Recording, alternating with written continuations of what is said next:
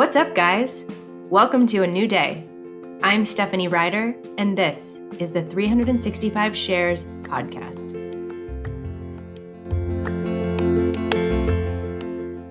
It's Sunday, January 28th, 2024, and this is the 28th episode of the 365 Shares podcast.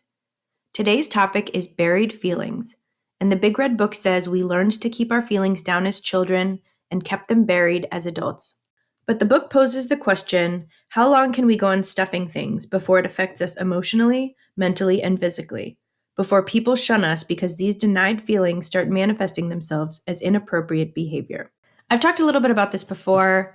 I've talked about how when we're not free to express our angry emotions, frustration, rage, that often this manifests as depression because we're not allowing ourselves to blame the people who are hurting us. We're really just keeping all of those quote unquote bad feelings inside. There are also results of suppressing feelings like sadness and pretending we're happy to the point where we're manic and we're not able to acknowledge maybe the truth of the situation because we're always trying to put too happy of a spin on it. I think there's a big gender bias in how people in this country have traditionally been raised. There are certain feelings that are more ascribed to males and certain feelings that were more ascribed to females. Both genders were really told to stay in their boxes. So boys are told boys don't cry. They're not supposed to have sensitive emotions or big feelings, while girls are told to be nice and polite and not have any anger or rage feelings. If boys are very emotional, they are called things like sissies. If girls are too aggressive, they're called bitches. But really, all people have the same set of feelings and emotions, and all people should be able to exercise them in a healthy way so that we're not repressing, certain thoughts or feelings. And I think it's really interesting when it talks about buried feelings being manifested as inappropriate behavior. And one example that comes to mind is someone who's a people pleaser who is always saying yes to everyone, but then suddenly will get overwhelmed and explode in rage and then feel really remorseful of that and try to make amends because there wasn't a healthy assertiveness throughout that process. And I've definitely fallen into this category where instead of at every step, you sort of check in with yourself and whoever you're interacting with and saying, okay, I liked this thing that you said. I didn't really love this thing you said. Is there a compromise? Can we talk about my feelings? Can we set a boundary? If instead it's just, yep, that's great. Yep, that's great. Yep, that's great. And then suddenly just something happens where it's the straw that broke the camel's back. And I've definitely done this and said, okay, listen, here's everything that's completely screwed up about what you've been saying. Here's what I really think about you. I'm angry and I just don't ever want to talk to you again. So one thing I've worked on is to try to have that balance of what's a healthy way to be assertive versus just being too nice because I'm afraid that people will think I'm mean or angry, and being assertive compared to just completely flipping out and losing my temper. There has to be a middle ground of just a non-shaming, non-judgmental, non-attacking way to express yourself in a healthy way. And I'm working toward that. I'm Steph, and this is my share. Today's affirmation is, on this day, I will honor my feelings by unlocking them and accepting them as an essential part of my whole being that deserves love and respect.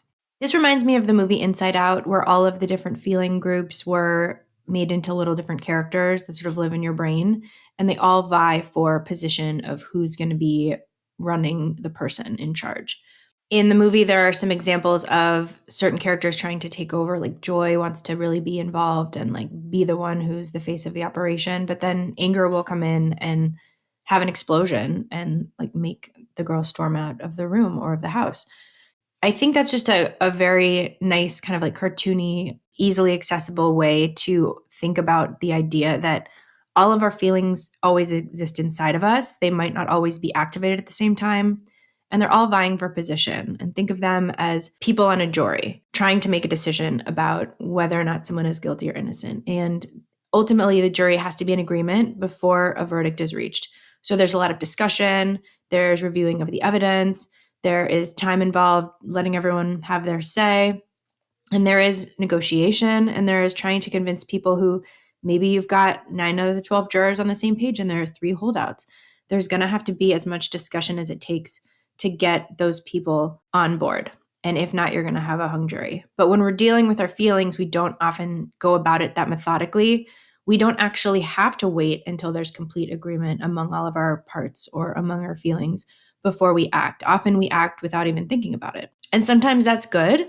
Sometimes we don't have time to really ponder things. We just have to have a reaction in the moment, especially if the stakes are low. We don't want to hold things up by spending 3 hours at a time debating how we're going to respond to someone's text or something someone said.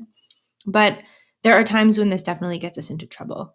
And as I've talked about in the past, I adopted more of an aggressive stance in my family of origin to keep people from messing with me.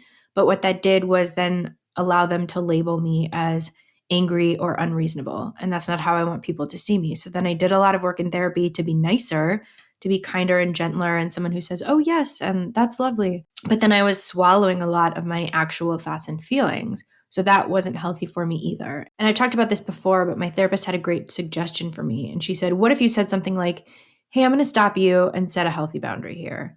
And then just say something along the lines of like, hey, it really hurts my feelings when you say that about our mutual friend. Or, hey, I don't feel like you're really taking my experience into account. And we just agree that like your opinion and my opinion are not the same so that I don't have to like pretend to agree with you when I really don't and then resent that. So I think those are some good examples of how we bury our feelings and the negative effects that can have.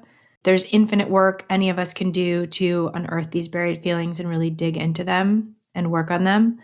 But for now, on a lazy Sunday after a busy week, I think I'm going to leave it at that. Thanks and have a great rest of your weekend.